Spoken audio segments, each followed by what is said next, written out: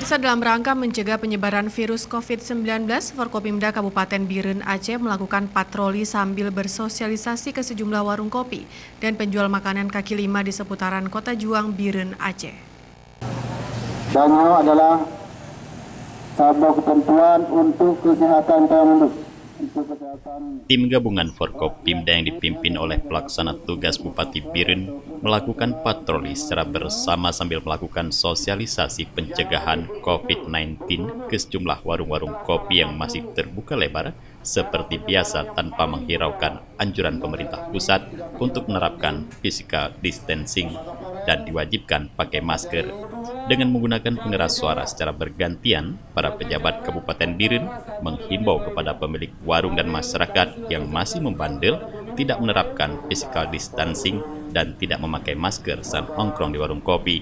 Selain mengumumkan secara terbuka kepada para pejabat Forkopimda Kabupaten Biren ini, juga dibagi-bagikan masker secara gratis untuk warga, baik pengunjung maupun pemilik warung dan pedagang kaki lima. Hingga dengan saat ini setelah dicabutnya jam malam di Provinsi Aceh, hampir semua warung kopi di Kabupaten Biren terbuka lebar dan bahkan para pengunjung dibiarkan berkerumunan di satu meja tanpa menggunakan masker hingga larut malam.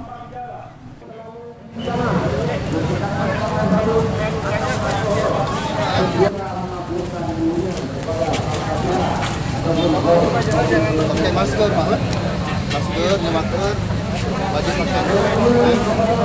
ingin memberi pengertian kepada masyarakat melihat suasana Kota Biren yang agak melihat tingkat kesadaran masyarakat pasca pencabutan jam malam, sepertinya mereka merasakan sudah virus masa tanggap darurat corona sudah selesai.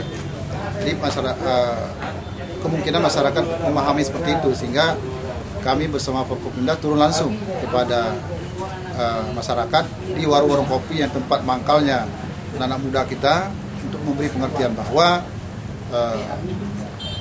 aturan tentang bagaimana kita mengikuti protokol ancaman virus corona ini masih berlaku.